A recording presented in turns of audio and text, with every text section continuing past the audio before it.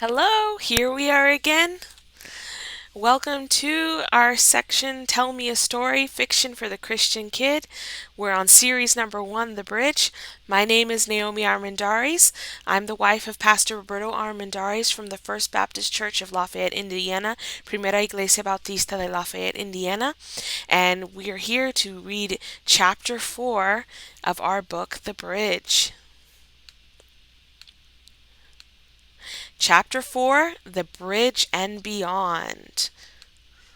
Used in accordance with Section 107 of the Copyright Act, used for educational and nonprofit purposes. Oops, y'all just saw a little bit you weren't supposed to see yet. The Bridge and Beyond. The cypress root held. She climbed in hand over hand, as she would have climbed a rope, pulling herself back into the disintegrating passageway. The bottom was awash with silt and water, but she had to go on.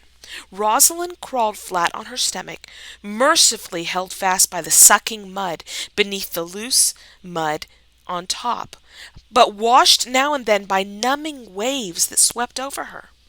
The pillars of the bridge were making the water swirl and sweep over her. But the bridge also meant a landing of some sort. She crawled a little further and felt gravel beneath her. The rain suddenly stopped pelting her in the shelter under the bridge, and she scrambled up a shelving embankment. She was under the ramp of the bridge, sheltered for a moment under a roof as high as a castle ceiling. Panting and exhausted, she looked around. The rain still beat down around the ramp, and the water swirled below. But a new cunning, born from danger, told her what to do. Soldiers lined the river and filled the forest. She had only one place to go, one place where surely no one would look for her. Over the bridge and into Folger. No one among the peasantry there would recognize her surely, and it would take only a moment to fling her jewel of royalty away forever. Cautiously, she climbed up the steep embankment, higher and higher, staying under cover of the ramp that slanted down to earth above her. When there was only a crawl space left under the ramp, she peeped out into the pouring rain. Anybody guarding the bridge was along the path ahead, probably huddled in a cloak and feeling gloomy. She saw nobody. Rosalynn climbed onto the ramp. How high the bridge was! Strong enough to enable an army to pass over with a row on row of iron-shod horses and armored soldiers. Her bare feet padded up the long and broad ramp, higher and higher, while the rain lashed down and lightning flashed. Still higher and higher she ran, up the smooth and sloping ramp, as high as a battlement. The trees on either side disappeared. Winds thrashed the bridge, humming through the suspension cables. The river below was a mere stream from this height, and she didn't look down a second time. Twin pillars soared above her, upholding the suspension cables on either side of her. These cables were as thick as logs, and from them the suspension ropes that held up the flooring of the bridge were secured. She hurried on, buffeted by the winds and rain. She raced past more pillars, many more, for the bridge spanned a full mile over the river. Then she was on the ramp on the other side, and it was there that the soldiers, changing their watch, saw her. Even in the storm, she heard their shouts and the blare of a trumpet. She leaped off the ramp and into the underbrush, a drop of 5 feet now that she was so close to the end. It knocked the wind out of her, but she was up and running instantly, through the thickest brambles and thickets she could find. Crawling here on all fours, running there, straining and listening in some places. She thought she should fling the jewel away and persuade them if they caught her that she was only a frightened peasant. But when her fingers touched the jewel, she thought of Reynold, and suddenly to renounce her throne was disgraceful, as disgraceful as her rebuke to him had been. Her fingers dropped from the jewel, and she left it alone. The soldiers were on horseback, forcing their way through with difficulty. She went on, but now, suddenly, she felt every motion of her exhausted body.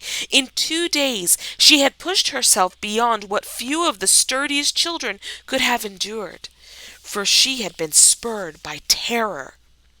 But now her feet refused to run as fast. The undergrowth seemed to resist her even more when she tried to force her way through.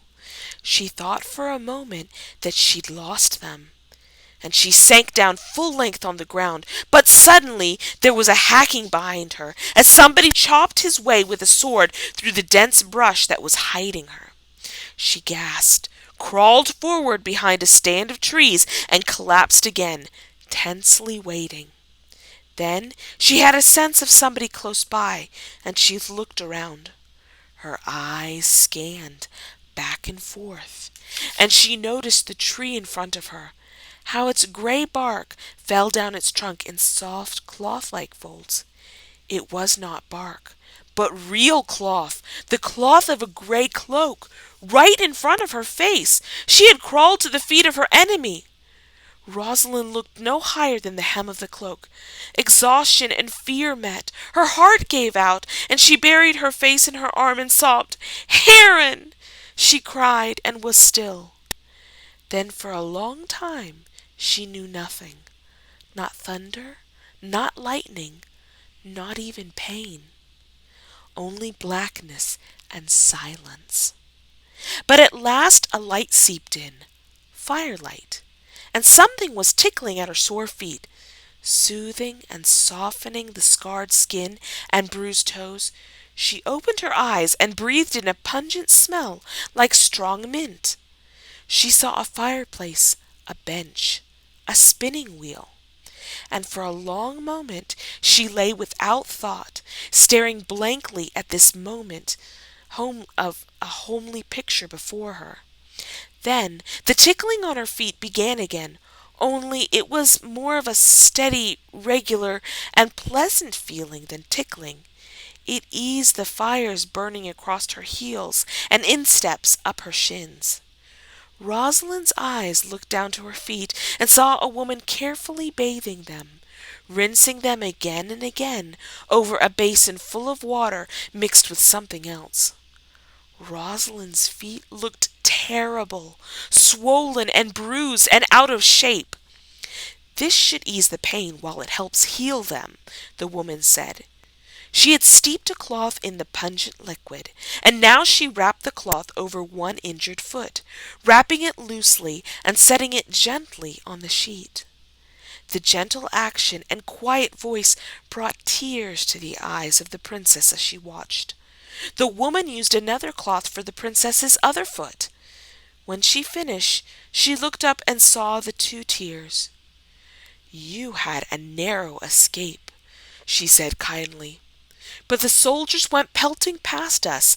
I held you inside my cloak. Their eyes were not sharp, and they took us for a part of the trees." She held me inside her cloak, Rosalynn thought, as though she had to interpret the words again to herself. The woman took the basin away and came back. She sat on the edge of the bed. "I burned your clothes," she said. "Rigel sent out notices with your description printed and a reward offered. Your clothes would have given you away, ruined as they were. I can cobble up something for you, make you appear a proper maid." She smiled and touched the princess' hair. "You know who I am, then?" Rosalynn whispered. She nodded. "The Princess Rosalynn." And then her fingers reverently touched the jewel that hung around Rosalynn's neck. "This, if nothing else, made you known to me."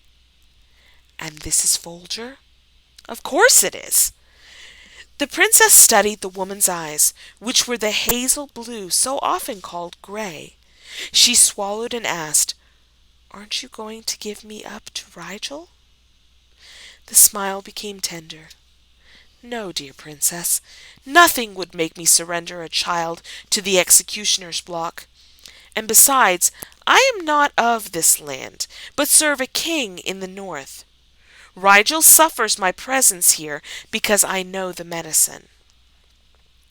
Then she stood, went to the hearth, and ladled out a steaming bowl from a pot hanging by the fire. "This is strong broth, perhaps disagreeable," she said, carrying it back, "but I worry for your lungs and chest. You were freezing cold and soaking wet when I carried you back here. Only a strong cure will keep you from a serious illness. Taste this." She offered a spoonful of soup to Rosalynn, ready to coax the princess.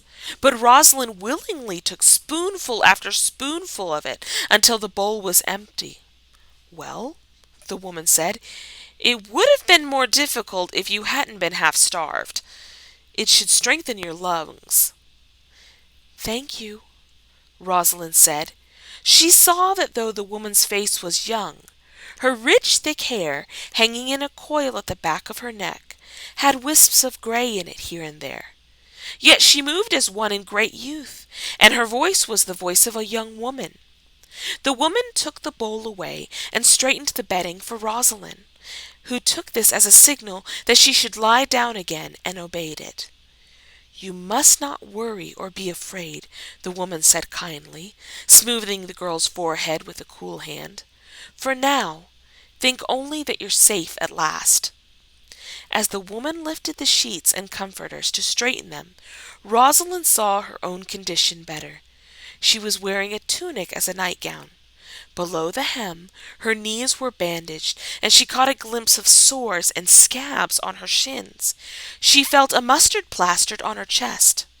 Her hands, stiff and bruised, were uncovered, and her hair had been cut, washed, and carefully dried to keep her from becoming chilled again.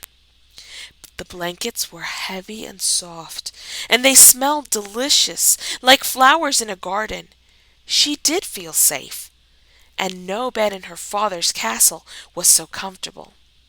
As she fell asleep, she looked at the woman and tried to muster the strength to say thank you, to ask who she was, and to say something courteous. "Sleep," the woman said, laughing and kissing her princess. "Sleep, princess." And Rosalynn slept. For 10 long hours she didn't move, didn't stir at all, while the woman sat nearby, hemming up a dress to fit the girl. Then at last she rolled over a little, mumbled something, and slept on, entering into the gates of a normal sleep that showed she was well. 6 hours later she stretched, winced, and woke up with a start. "Oh, me!" she exclaimed as every muscle prickled in rebellion. "Ah, you're stiff and sore yet," the woman agreed, "and you feel it now that you've rested. Eat this oatmeal and milk, and then I'll attend to your feet." Rosalynn ate every bit of the breakfast, though it was closer to supper time. But she was so hungry she hardly tasted it. She watched anxiously as the woman pounded together some herbs and mixed them in a pan of boiling hot water. She set in 2 more cloths to steep, then poured some boiling water together with cool water in another basin and brought this to Rosalynn's bed. The woman unwrapped the princess' feet. "Somewhat better," she said cheerfully, though Rosalynn couldn't see much difference. "They may look bad, but they'll not hurt so much any more. The poultice drew out the infection." And she rinsed them again and again, one at a time. Then she wrapped them again in the steeped cloths. After she had put her things away, she sat by Rosalynn and gathered the princess' hand into her lap. "Now we must plan, princess. Your father the king will be ready to war soon, and maybe Rigel will be diverted from his search for you. As soon as your feet heal, we must find a way to your father." "First," Rosalynn said, "do you know of my father's castle? Were many killed?" The woman's gaze became gentler still, and Rosalynn knew the battle had been tragic. "Dear princess," the woman said, "many indeed were lost. All the captains died at war or were executed. and one man who posed as king was killed. All the royal staff in attendance have been imprisoned or executed. Rosalyn's eyes lowered. The man who posed as king? She began. Reynold. He saved the kingdom, the woman told her. For when Rigel thought the king had fallen, he spared the land. Otherwise he would have swept in harder, more cruelly, and taken your uncle's castle in the south as well. But for 12 hours he was fooled. And in those 12 hours, word of the attack reached your father, and he was able to prepare his defenses. Even now, the people are flocking to him to join the flight and save the land. I wronged Reynold when I left, she said, and before the steady eyes of the woman, Rosalynn was even more ashamed. Under the honest and steady gaze, she realized that she should have believed in Reynold. She should have submitted to his plans in the knowledge that he was wiser than she and faithful. Now she understood that her own pride had made her distrust him. She dropped her eyes. I accused him wrongfully. I hated him. And all that time he was preparing to die for me and the kingdom. The woman could only look grave and sorrowful, and Rosalynn began to cry. What have I done? He was my friend. And she wept under a weight of guilt she had never felt before. At last the woman pulled her close and said, Surely a friend like that forgave you. But there was nothing she could say that made Rosalynn's crime any less a crime. It had been a horrible thing to hate Reynold. Now my people are imprisoned, Rosalynn mourned. Why did Heron and Reynold save me? I deserve to die, not them. She wept again while the woman held her, then looked up as an idea struck her. If I went back to Rigel myself, do you think he would let the others go? She asked. No, the woman exclaimed. You must never fall into his hands. And she held the princess more tightly. You don't know his cruelties, nor the scope of his plans, she said. Then she added, So long as the royal line lasts, Rigel can never wrest his power in Bracken. So you must stay free. She stroked the girl's hair. Living for yourself is too miserable. Now you know that. You must live for your people instead. And as for yourself, you must believe that your friend Reynold forgave you. Wrong cannot be undone, but it can be forgiven. Rosalynn nodded in agreement. Then very clearly in her mind, she saw Reynold again, standing framed in the hole of the castle. These words of yours have dropped to the ground between us. Think nothing of them when the time comes. She gave a little jump at the memory. What is it? The woman asked. Oh, he did forgive me. Now I know what he meant, she exclaimed. He foresaw my sorrow. She was quiet a moment, but added softly, Oh, Reynold, if I could only see you once more. Then she was still. She looked up at the woman. We must carry out our plans, the woman said. She gently helped Rosalynn lie back down in the bed. As soon as I know that you've recovered, I will lay plans to get you back to your father. He must still be quartered with the Duke, preparing a defense of the land. Rosalynn nodded. The woman looked away and softly sang to herself. Come war, the soldier earns his trade. Beat the drums, my heart inspired. Bring me my iron blade, my helmet rivet on. Bring me the prancing horse, gird on my sword of fire. Nay, come there many boots on cobblestones that ring? Disarm me where the waters course, my iron helm unhinge. A river boat shall be my horse, one axe shall overthrow a king. Stay! Rosalynn exclaimed, sitting up. You must not sing that song. The woman smiled. Why not? It is the song of the castle guard, Rosalynn told her. The penalty for any common person singing that song of Bracken is death. The song must be closely guarded. It is not for the common people to sing. We are not in Bracken, the woman replied, and I think the secret has been too closely guarded. Did your friend Reynold know this song? Aye. Reynold taught it to me in the presence of my father and the captains. And did he not explain it to you? Explain what? The reason it was important. It is important because it is the mark of the castle guard or royalty, like a password. In Bracken, you would be taken for a spy if you sang it. She shook her head. The song is known outside of Bracken, Princess. It is known to anybody who will ponder over the lore of that ancient and tiny land. Your people and my people are distantly related. It was the architects of my country who came and built the bridge as a favor to Bracken. Unhappy favor, Rosalynn exclaimed. They meant it for a kindness, but it has undone us. Nay, they made a safeguard. Enough of that for now. We must get to safety first. Rosalynn settled back into the bed, but she began to feel uneasy in herself for having so quickly called the woman a common person and for having rebuked her. Reynold himself had warned her against rebuking others so quickly. She felt the eyes of the woman on her, and she wondered if, after all, she had been wise to be so lordly with someone who held her life in her hands. "Why help me?" the princess asked at last, breaking her own uneasy silence. "There were those of my own people who would have betrayed me."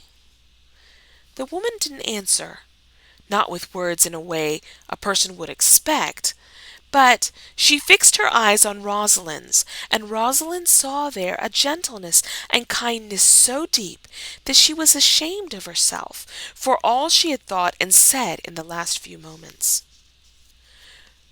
"Pardon my haughty spirit," Rosalynn asked after a moment, lowering her eyes. "I am more arrogant than I can understand, even now. Whatever you choose to sing or say, or order or decide, that I will abide by and obey." But there was no getting away from those eyes, gazing down on her, eyes that had known, as keenly as Reynold had known, Rosalynn's arrogance and mistrust. "Your decision pleases me. I forgive you. Close your eyes, little princess." And she put her hand over Rosalynn's eyes to shut them off from her own and relieve the princess's embarrassment. In a moment, the princess fell asleep. When morning came, Rosalynn ventured to walk a little, from bed to fireplace on the smooth wooden floor. The muscle-pinching weariness and stiffness from the day before were eased a little now, thanks to a rub-down from the woman and some horrible-smelling liniment. After helping to stem and sort herbs, she ate lunch, and then after a rest walked around the room, surveying the wonders that belonged to the wise woman, for so Rosalynn thought of her and called her. There was a small well built by the hearth, not for drinking, but for bathing. A mirror, small enough to be held in the hand, hung on one of the walls, close by the well. A clock stood in the corner opposite the mirror and well. Cabinets and cupboards and drawers lined half the room. These, Rosalynn guessed, held different medicines and planting tools. A door in another corner led to the woman's bedroom. Pots, crockeries, knives, and other utensils lined the wall by the hearth, across from Rosalynn's bed. All in all, the room was cozy and perfectly arranged. Rosalynn felt that in her own palace there was no room quite so cheerful and snug. "I've finished your dress, princess," the woman said. "Come and bathe." After a cold dip in the well and a good wash, Rosalynn put on the garments the woman had made her. The peasant clothing of Folger differs from ours, Rosalynn said, slipping on a clean tunic and then a knee-length dress of soft material. The dress had generous fullness to it, yet it was light-weight.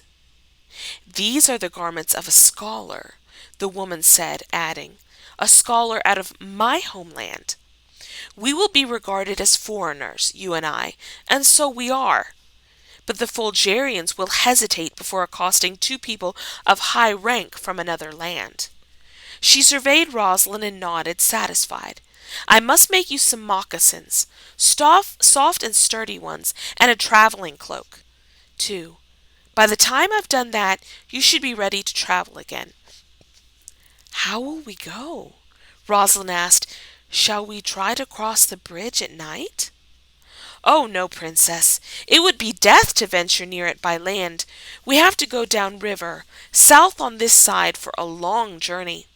I can show you. She went to one of her cupboards and took out a scroll of map. A map had been printed on it. The X in the circle marks this cottage, she told Rosalynn. Here on the right side, we must travel south. On this side for a long journey. Through the cover of the forest until we come to Harrington, a fishing village several days away. When we get there, we can skiff across the river and then make a run to the castle of the Duke of Small. If all goes well, the southern half of your kingdom will still be free a week from now, and we can walk there. But first we must get past the soldiers on this side, through the forest, and across the river. She looked pensive. Is it hopeless? Rosalynn asked. Are there that many dangers? No, not hopeless, but yes, many dangers. It will be unpleasant at times, but I understand the forest fairly well. And you have a stout heart. We will need both knowledge and courage for what lies ahead. Rosalynn felt warm from her word of praise. I left Reynold behind, and I left Heron behind, she confessed, but I promise, woman, I won't leave you behind, even if it means capture and death from Rigel. Thank you, the woman said, and when the gentle and kind eyes fell on Rosalynn's eyes, Rosalynn knew for herself that she had promised a true promise. She met the gaze in that moment, wouldn't have traded their dangers and the coming journey together for anything. All right, we have finished chapter 4. Here's the map again. Here is the X, where the wise woman's cottage is. Here is the castle, Rosalynn's castle. Here is the bridge. As you can see, they're not very far, but they must travel far to the south, all the way to Harrington, and cross to get over to the Duke of Small. Thank you for being with me for chapter 4. I hope to see you again soon for chapter 5. Goodbye for now.